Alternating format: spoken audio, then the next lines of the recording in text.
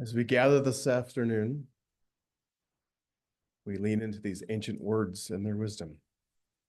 Bruchim habaim b'shem Adonai. We acknowledge that this place is sacred and this time is holy for what we are here to do. As sad, as hard, as heavy, and painful as it is to begin the morning of the loss of Brett, what we do is sacred. To come together in this way, to be community, to honor love, to remember, to continue to live even in the shadow of loss. It is holy and sacred. So thank you for being here and making it so. When we find ourselves at times like this, we turn to the words from those who had wisdom or gift to perhaps articulate or express what it is we are thinking or feeling. Perhaps the most profound of these, if we reach far back, comes from the Ecclesiastes or Kohelet. V'kol zman ve'et l'chol chafetz tachat hashamayim. Life is fleeting, the passing of moments upon moments. Embrace them as they come. Do not cling to them as they go. In this alone is their tranquility. Moments of birth, moments of death, moments of planting, moments of uprooting, moments of killing, moments of healing, moments of knocking down, moments of building up, moments of mourning, moments of dancing, moments of casting stones and moments of gathering stones, moments of embracing and moments of departing, moments of seeking, moments of forsaking, moments of keeping, moments of discarding, moments of tearing, moments of mending, moments of love, and even moments of hate, moments of war, moments of peace, moments of silence, moments of speech. Moments in the passing of moments. This is life. There's a suffering natural to this flow, and there's no escaping either sorrow or joy. Do not add to the first by clinging to the second, for in doing so, we deny the flow itself. Live the moment, attend to the doing, accept what comes into your hand. In this alone is the path to tranquility. And then from the words of those who have the gift to express what we may be thinking and feeling, to those who speak so authentically of the how, from the heart of what we personally know and feel and remember. And so we make space during this time for some of you who knew and loved Brett so well to do that for us. So first, I'd like to invite his dear friend, Keith, to share.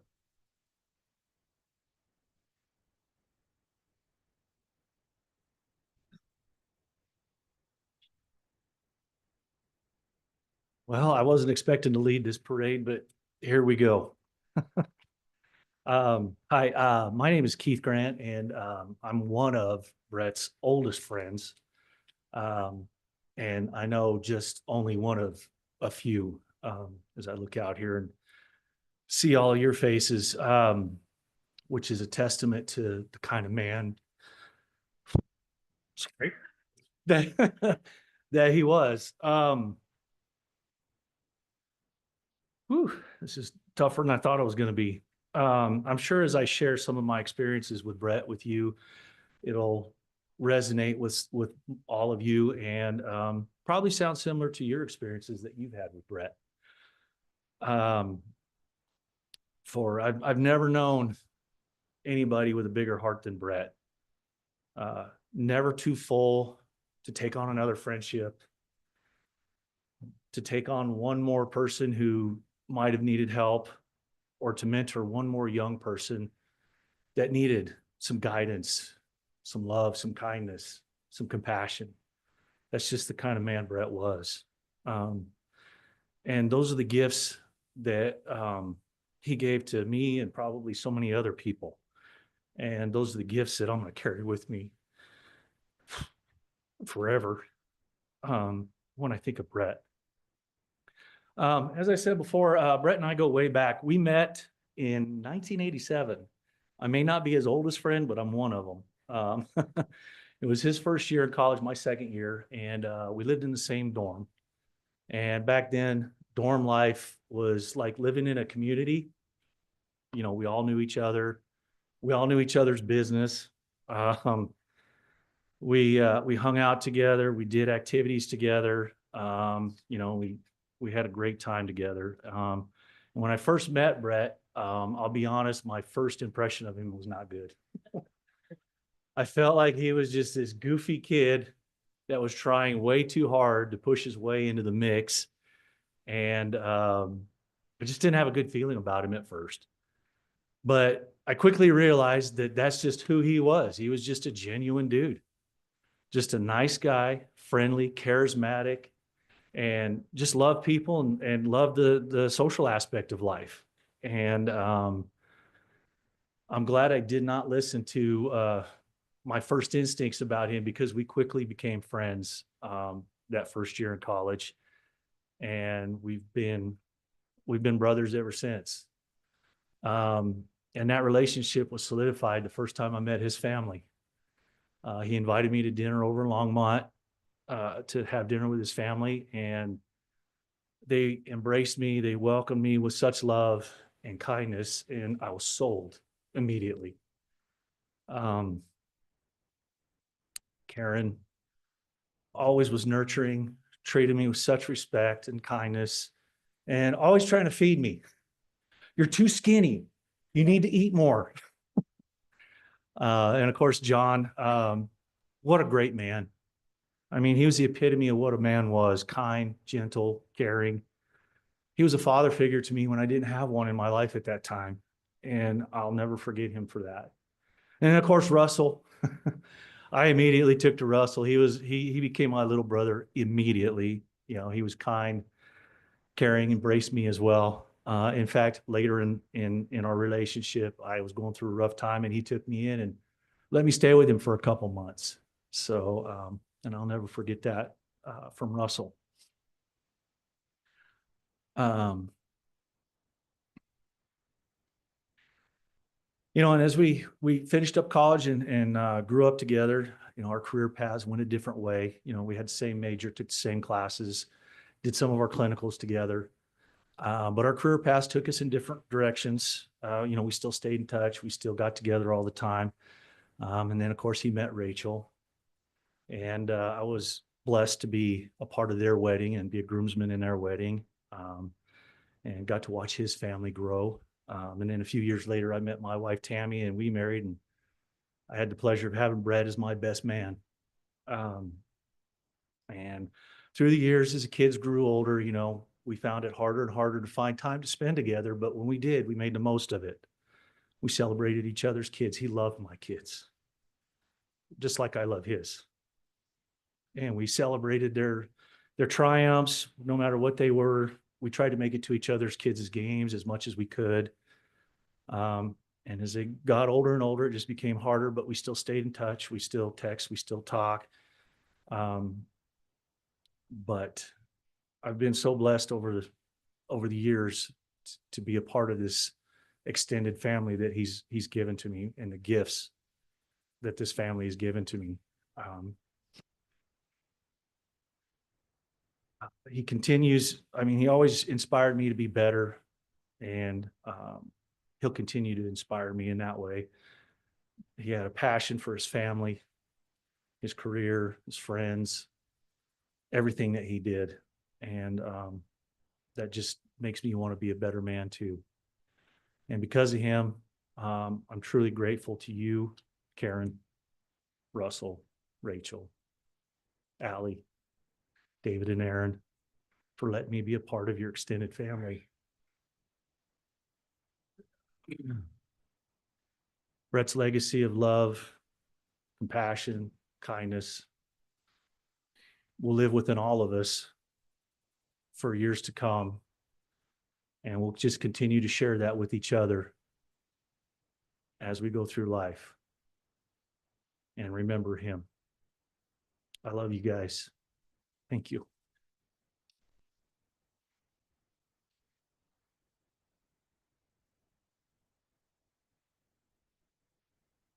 Some contemporary words from the prophet, from the poet, Merritt Malloy, epitaph. When I die, give what's left of me away to children and old men that wait to die. If you need to cry, cry for your brother walking the street beside you. And when you need me, put your arms around anyone and give them what you need to give to me. I want to leave you something better than words or sounds. Look for me in the people I've known or loved.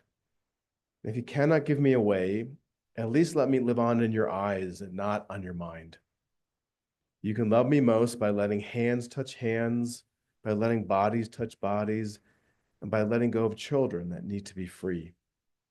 Love doesn't die, people do. So when all that's left of me is love, give me away. I'd like to invite Andre to share some words.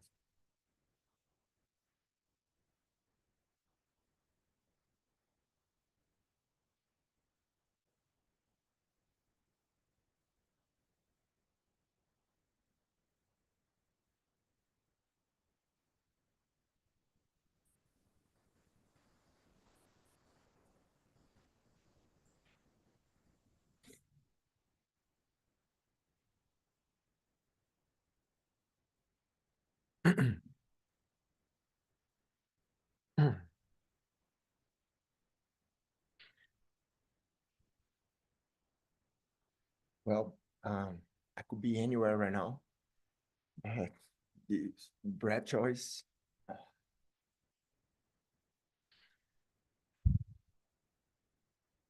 really could be anywhere right now. I was an exchange student back in time. And during my senior year in high school, Brett was one who suggested to Rachel that they host this guy from Brazil. I was actually supposed to be in Colorado Springs, but things changed real fast. And 2 weeks before me flying out from my hometown, the family could not host me anymore. And a young dude, 17 years old, a lot of dreams and things in your mind to leave was just without the host family at that point. Thanks to him, I ended up having one of the most incredible years of my life. An experience that I won't ever forget and truly changed me forever. Later on, they opened their home again to host my sister. And just less than a year ago, I had the privilege of connecting the Brakels with my Brazilian parents and my wife's Russian family. A full circle moment that we always treasure. Mr. B, that's how many of the students and perhaps the young athletes would call him. And maybe also how many of you here also know him. I will never forget the day when we were at a supermarket, just a random day. He was about to go there and I invited myself to go with him. Excuse me. Still in the very early times there, and suddenly a kid came through running up and yelling, "Mr. B," and hugging him so hard with so much excitement. In that moment, while I was still getting to know Brad, I could already see how deeply he was loved and how much of an impact he had in the community. As a true American dad figure for me, Brett also helped me navigating many firsts here.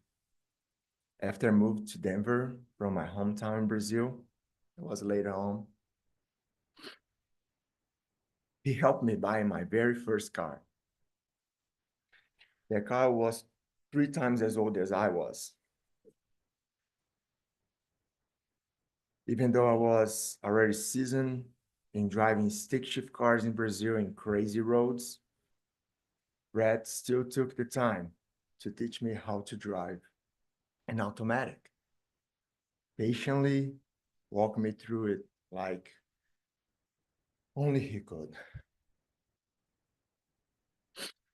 Brad supported me so much during my high school year, helped me creating opportunities to play soccer for the school and for the clubs, even exploring college scholarships, options here in America. But life eventually led me back to Brazil. But his influence and encouragement will always be a part of my story. As many of, as many of you know, Brett was truly one of a kind.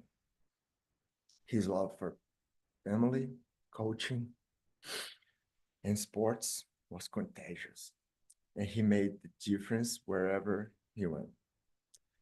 It's unbelievably heartbreaking to realize he's no longer with us physically, but in spirit, kindness, and all that lives.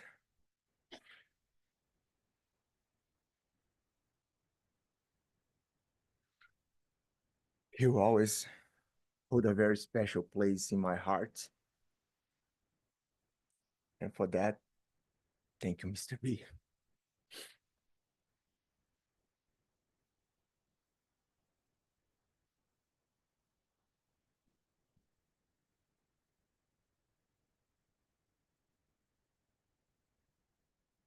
Life is a journey by Rabbi Alvin Fine. Birth is a beginning and death a destination. And life is a journey from childhood to maturity and youth to age, from innocence to awareness and ignorance to knowing, from foolishness to discretion, and then perhaps to wisdom, from weakness to strength, and often back again. From health to sickness and back we pray to health again. From offense to forgiveness, from loneliness to love, from joy to gratitude, from pain to compassion, and grief to understanding, from fear to faith, from defeat to defeat to defeat, until looking backward or ahead, we see that victory lies not at some high place along the way, but in having made the journey, stage by stage, a sacred pilgrimage. Birth is a beginning and death a destination, but life is a journey, a sacred pilgrimage, till we pray life everlasting. I'd like to invite Jay to come and share.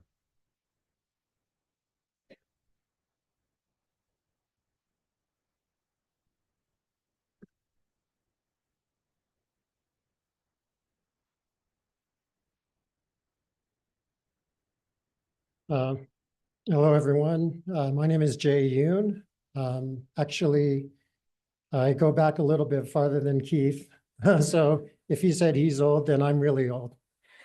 I actually met Brett in junior high school. He was a year younger than me.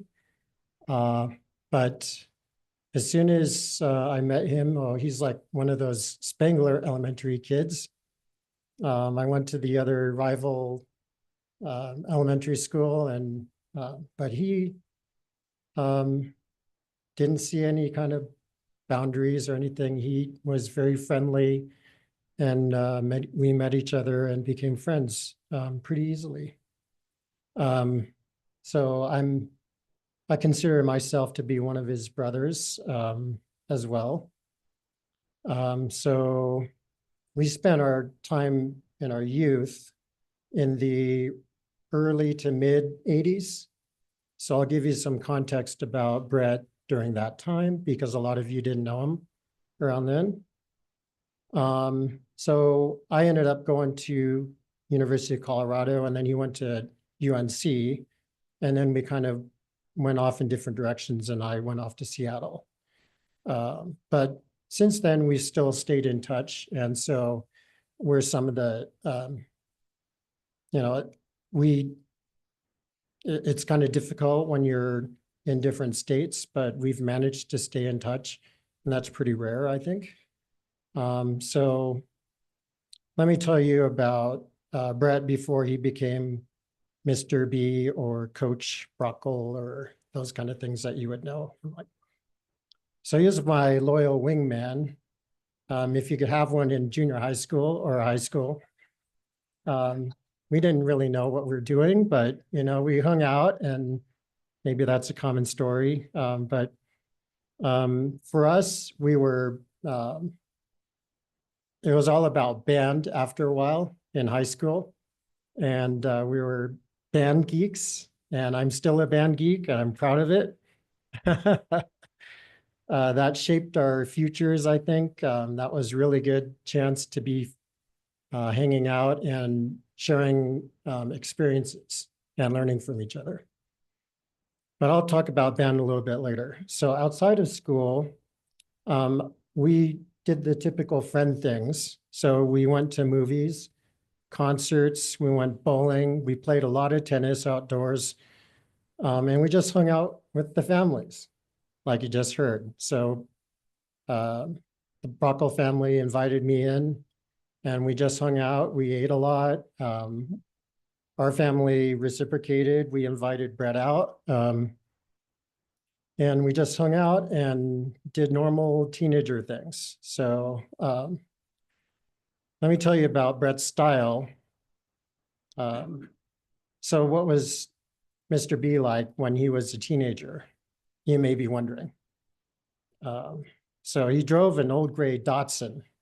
This car was a Datsun, not even a Mazda or anything like that. It was a really, really old car. And then you would see that car pull up, and then there's Brett. So that was his image. So one day we were out playing tennis in the park, and his car wouldn't start. So he had to push start it. And it was really hot. And then he was trying so hard, he ended up like heaving all the water that he had just drank. And so, but he did get it started. So thank you, Brett, for teaching me how to start a car with a dead battery. I'd never known you could do that. So that was great. Another time, he showed up and he had a perm. Can you believe that? So I thought that was really weird at the time. So sorry, Karen. I don't know whose idea that was, but I was just like, wow, who does that? And then, but flash forward to today, that's pretty common, right? So I guess he's a trendsetter, right? I didn't know that, but hey, when you think back, he must have been. Okay, let's talk about movies. So we saw some bad movies, a lot of bad movies like Bloodsport with Jean-Claude Van Damme, and worse movies like Tango and Cash.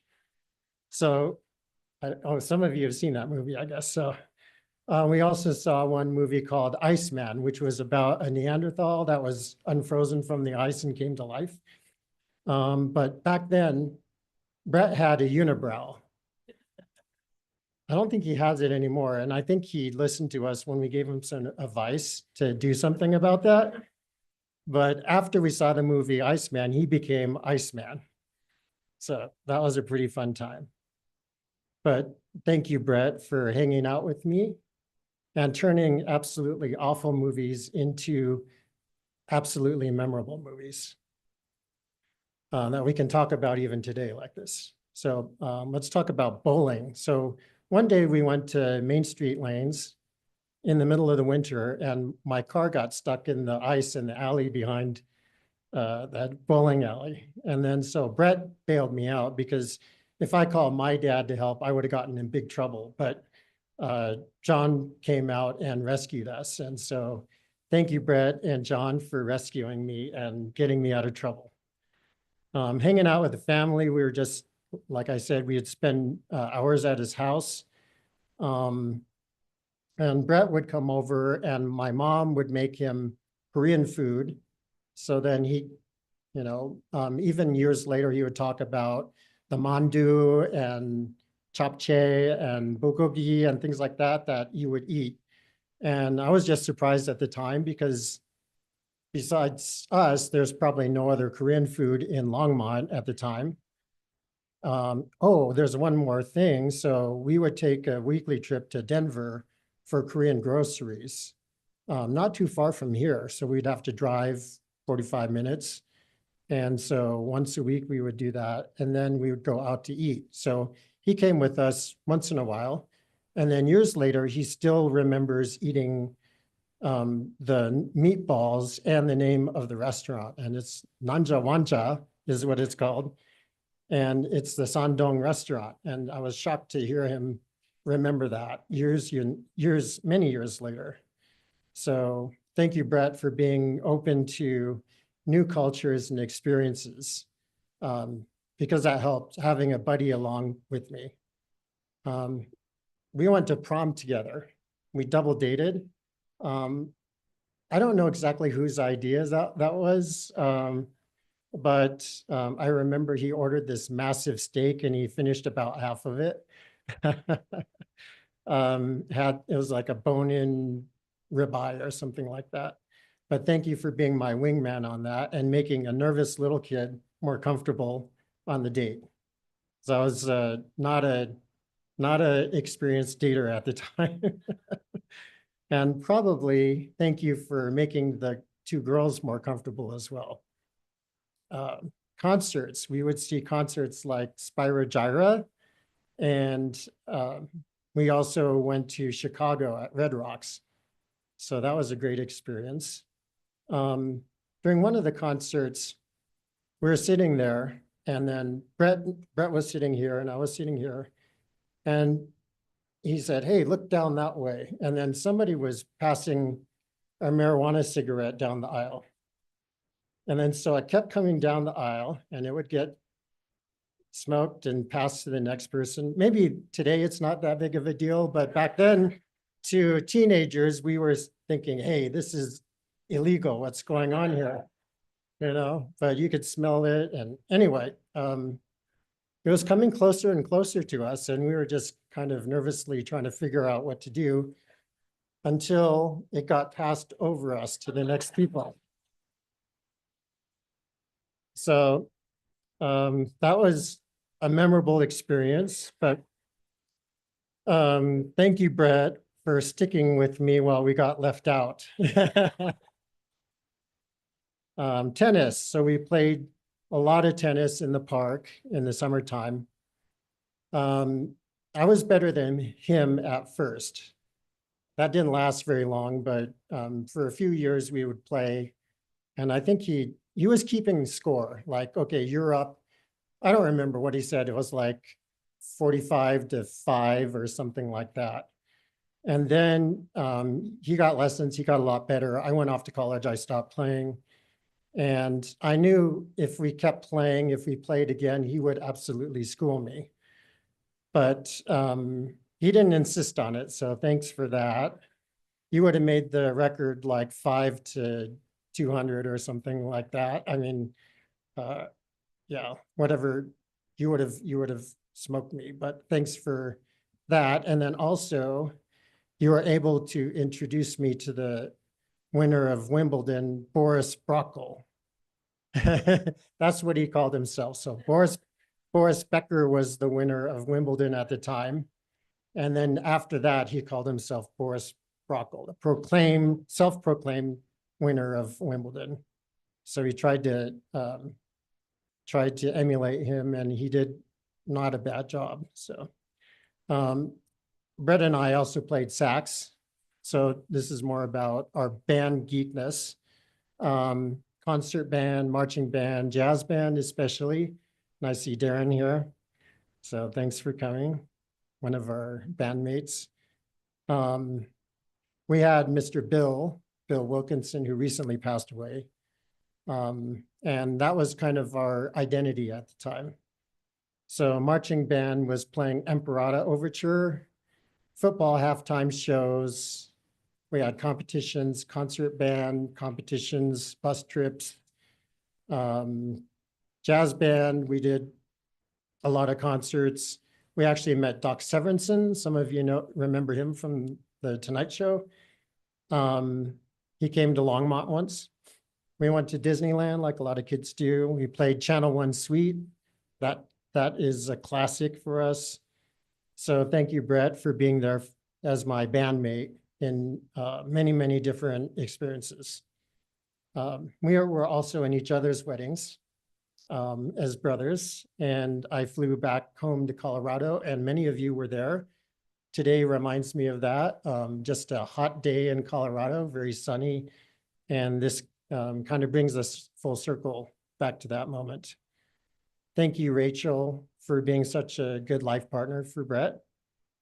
Thank you to Aaron, David, and Allie for being such great kids. Your dad is very proud of you, and he expressed that to me a lot. Thank you to Karen and John for inviting me into your family many, many years ago, but this moment, your family. Thank you, Russ, for being Brett's little brother and my little brother also. You both have an unmistakable grin and giggle. They're a little bit different, but when you hear it and you see it, you know who it is. So I always think about that. You mentioned a lot that you looked up to me and Brett. And all these years, I always wondered about that, because when I look at me and Brett, I think of Beavis and Butthead or something like that, you know, and then I'm thinking, how can you look up to that kind of image?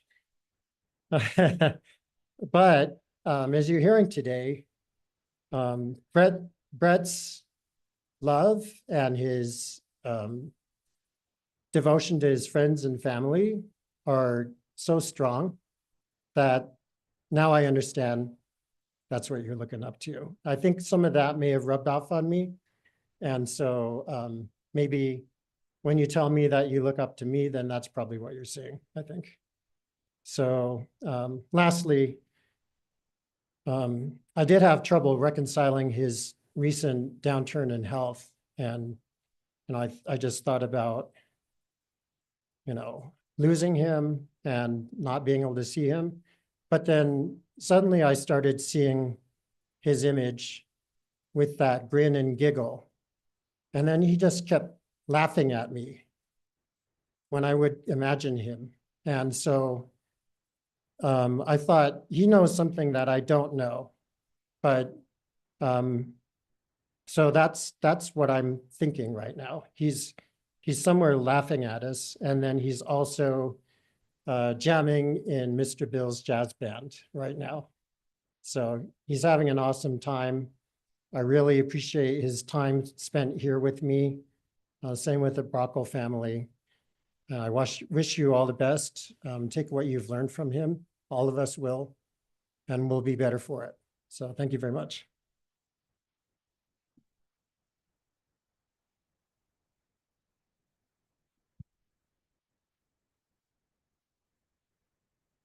From the great baseball writer Grant Rice, a poem called Game Called. Game called. Across the field of play, the dusk has come and the hour's late. The fight is done, lost or won. The player files out through the gate. The tumult dies, the cheer is hushed. The stands are bare, the park is still. But through the night there shines the light, home behind the silent hill. Game called. Where in the golden light the bugle rolled the reveille, the shadows creep where night falls deep, and taps has called the end of play. The game is done, the score is in, the final cheer and jeer have passed. But in the night beyond the fight, the player finds his rest at last. Game called. Upon the field of life, the darkness gathers far and wide. The dream is done, the score is spun, that stands forever in the guide. Nor victory nor yet defeat is chalked against the player's name, but down the roll, the final scroll shows only how he played the game.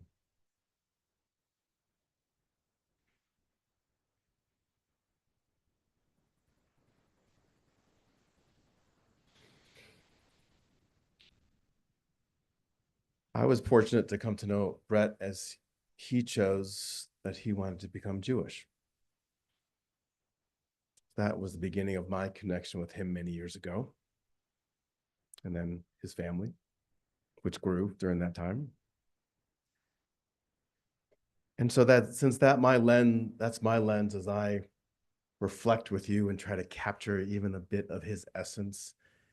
It's through the Jewish lens that I strive to find some archetype, some container that tries to help express him, capture that spirit. This week, as we in the Jewish community make our way through our sacred text, we are in the book of Leviticus. Really not my favorite book. It's a lot about sacrifices and the priests and all the things they did.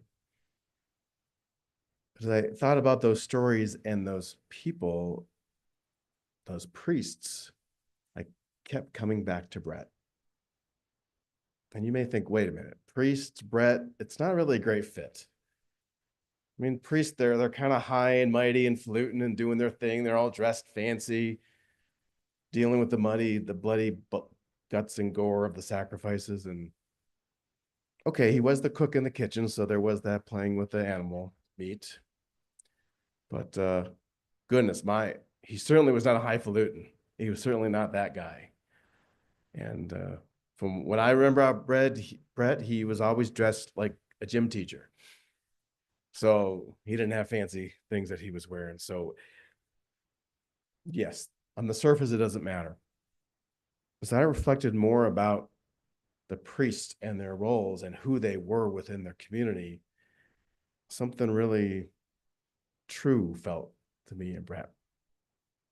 Because the priests, their life was centered around their community. They were there to serve all of those other people. That was Brett. Brett lived for others, to help to lift them up, to help them on their way and on their path. The priest and the laws around what they did were not excluded for just those who were well off or well appointed. The laws were set up and the priest's commitment was to serve every single person in that community. They saw everyone's value and welcomed their presence and their participation in what the priests had to offer them. That was Brett. When that community was struggling, when they had a problem, had an issue, they went to the priests. When they were sick, they went to the priests. They knew they could depend on that. And now, as much as the priests saw the value in everyone and respected everyone and they all leaned on them, they also had their discipline and the rules, and they knew when to, well, to quote how you put it to me, be a hard ass when they needed to be. They had that strictness and that ability to set boundaries and help establish goals and help the people as they were struggling with what they were trying to move through the wilderness, their wildernesses, to a promised land. That's what the priests do. And then there's that dynamic.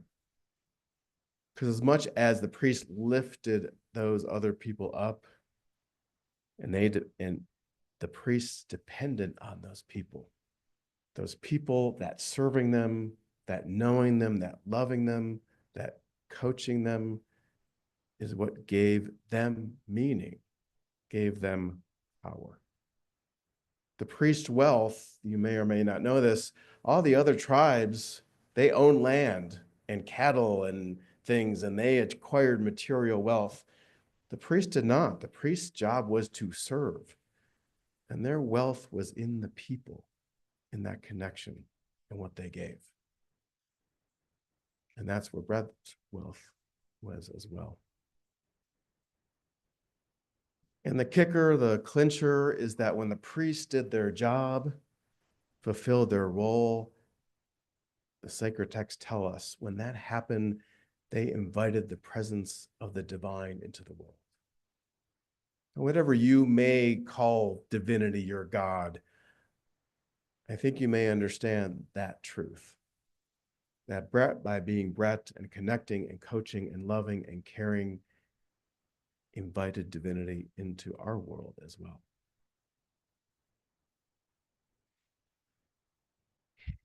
So as you all begin to face the world without Brett's physical presence, may his spiritual presence still be with you. May the way he was this priest and served and touched and moved still be part of your lives. Friends, dear friends, and teammates, co-coaches, players, that service, that spirit, well, it can never not be part of you. May that presence of it comfort you and aid you. Karen and Russ, well, I know there was a contest between the friends who knew Brett the longest, but I think you guys win that.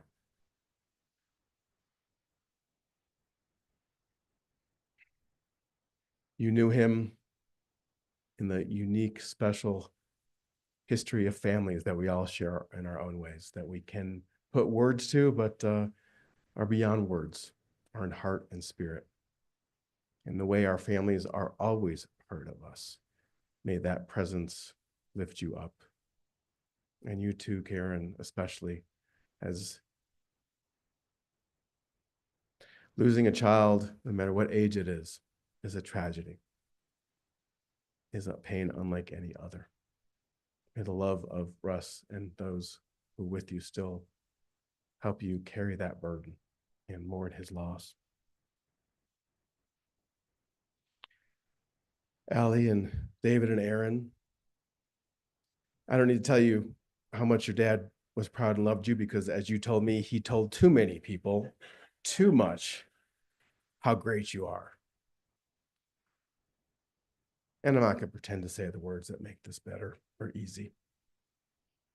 It's not going to be easy because of how much he loved you and much you loved him. The only thing I'll suggest is that in the way he cared for others and cared for you, well, that might be the way that you let him show up in your life, that you open your hearts in that way.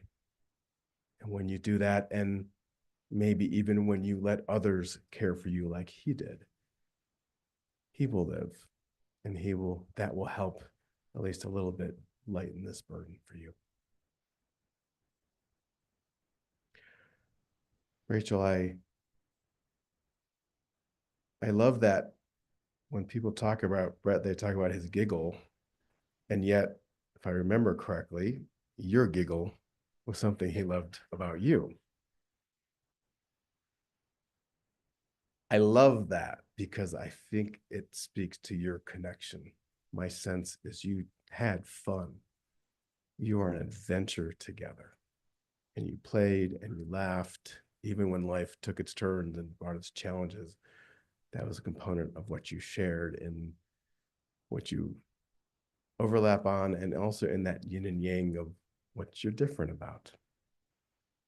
And I hope that adventure, even though it was cut short, that you remember that it was full, that it was real, and that it'll always be part of you as you continue and figure out what that next adventure might look like.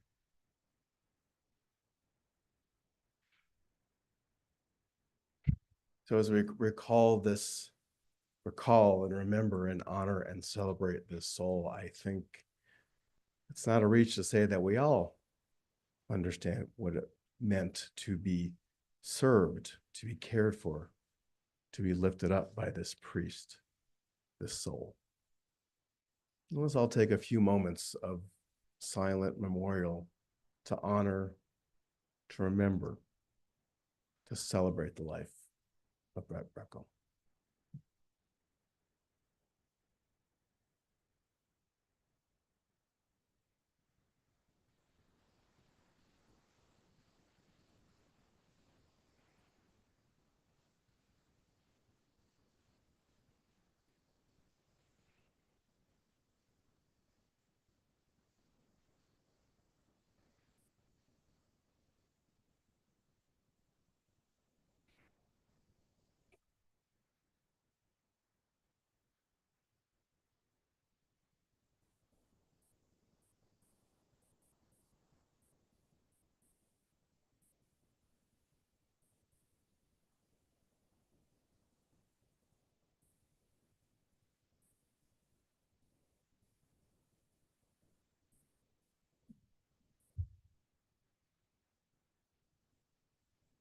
We conclude our time here with a prayer from our tradition. As you notice during our service, we don't spend too much time deliberating, considering what's next, because our tradition recognizes it's a holy mystery. But within that is the idea, the hope, maybe even the promise that while part of us is physical and it ends, there is part of us that is spiritual and ethereal, and it lives on and continues. And this prayer is a prayer for that part, that authentic part of Brett, to be encased by love and at peace. Would you all please rise?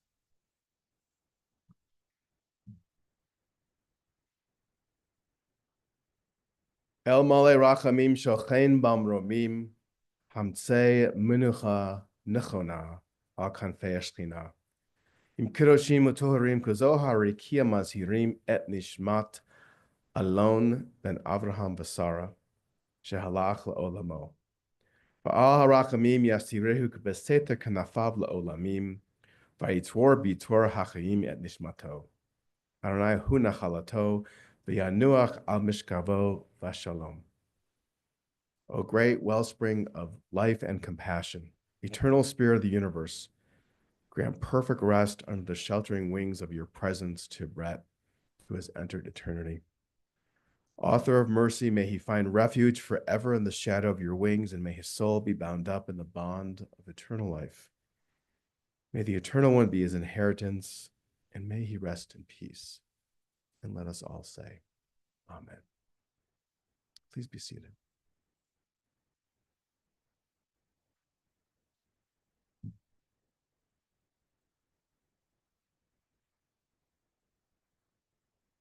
Ladies and gentlemen, that does conclude our service here at Feldman Mortuary. We will have interment at Emmanuel Cemetery, which is a Jewish cemetery within Fairmount Cemetery, located on the corner of Alameda and Quebec.